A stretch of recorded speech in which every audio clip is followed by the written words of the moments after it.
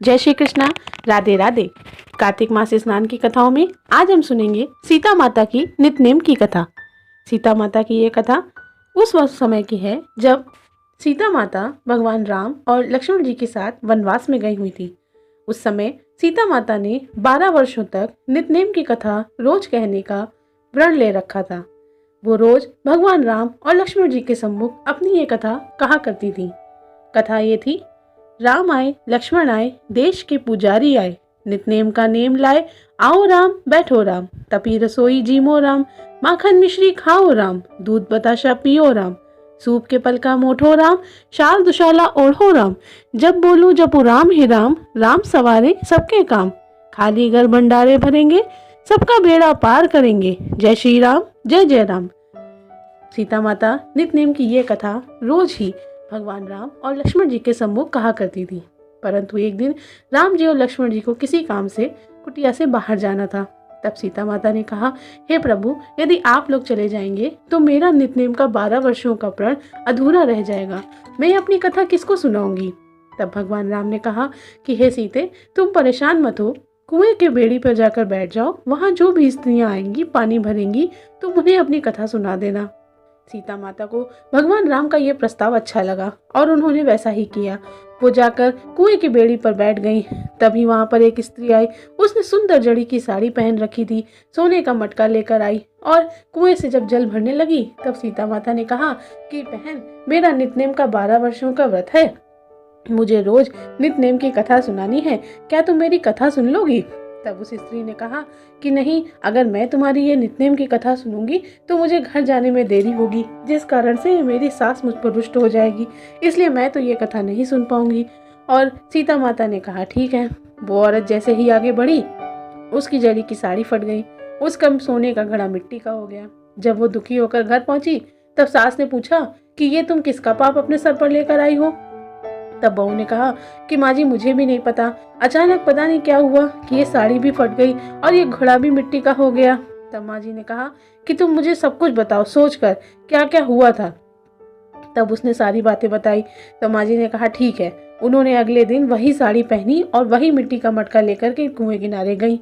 सीता जी आज भी वहाँ बैठी हुई थी और जब उनकी सास वहाँ पानी भरने लगी तब सीता जी ने उनसे भी कहा कि माँ जी, हमारी कथा सुन लीजिए, नित्य की कथा का 12 वर्षों का व्रत है और हमारा वो व्रत अधूरा रह जाएगा यदि किसी ने हमारी कथा नहीं सुनी।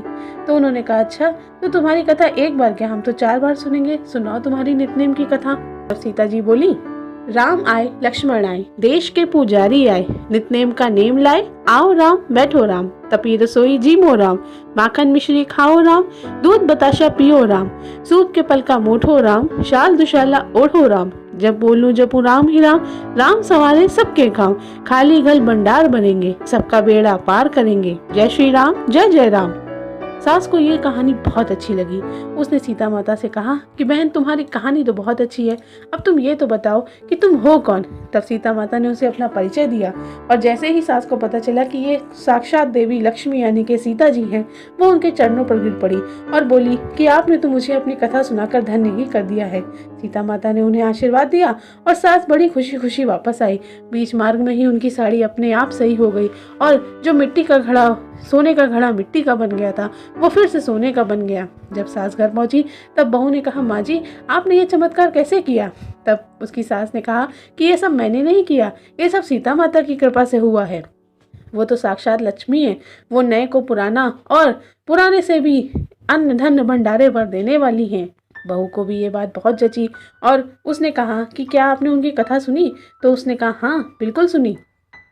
तब बहू ने कहा कि यदि उस कथा को एक बार सुनने से हमें इतना लाभ हुआ है तो आज से हम लोग उस कथा को रोज कहा करेंगे। सास ने कहा ठीक है। अगले दिन से वो दोनों सुबह जल्दी उठकर स्नान करके भगवान की पूजा अर्चना करके नित्य नेम की कथा कहा करती थी। राम आए लक्ष्मण आए देश के पुजारी आए, नित्य नेम का नेम लाए, आओ राम बैठो राम, तपी रसोई जीमो राम, माखन मिश्री खाओ राम, दूध बताशा पियो राम, सूप के पल का मोठो राम, शाल दुशाला ओढ़ो राम, जब बोलूं जपू राम ही राम, राम सवारे सबके काम, खाली घर भंडार भरेंगे, सबका बेड़ा पार करेंगे, जय श्री राम जय जय राम। सास बहू रोज यही प्रकरण रखती, रोज सुबह स्नान करती, भगवान की पूजा करती और सीता माता की नित्य की कथा कहती।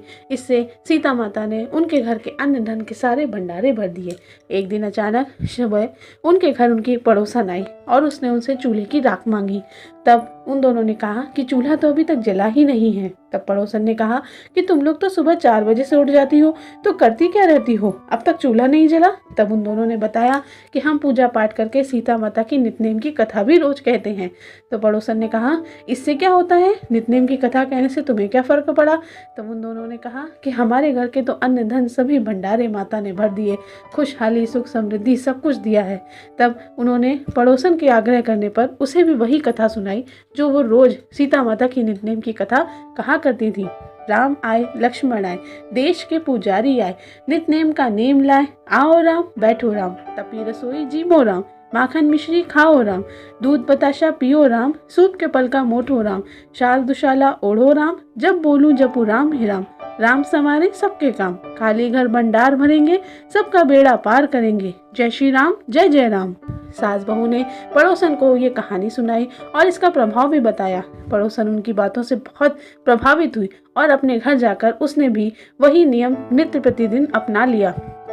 वो रोज सुबह उठकर स्नान करती, भगवान की पूजा करती और सीता माता की नित्य की कथा कहने लगी। सीता माता ने उसके भी अन्न धन के सभी भंडारे भर दिए और उसका घर भी खुशहाली से संपन्न कर दिया। तभी से नगर में और सभी जगह यह प्रचलित हो गया कि जो भी सीता माता के नित्य की कथा को कहेगा, सुनेगा और अपने कानों से श्रवण करेगा, सीता माता उसको सभी प्रकार से सुख समृद्धि यश वैभव प्रदान करेंगी। हे सीता मैया, जैसे आपने सास बहू और उनके पड़ोसन के अन्न धन भंडारे भरे, वैसे ही आपकी ये कथा सुनने वाले, बोलने वाले और हुकारा भरने वाले को भी अपनी कृपा दृष्टि में बनाए रखना, सभी की सभी इच्छाओं को पूर्ण करना। बोलिए सीता माता की जय, भगवान श्री राम की जय, लक्ष्मी नारायण भगवान की जय। बोलिए राधे राधे।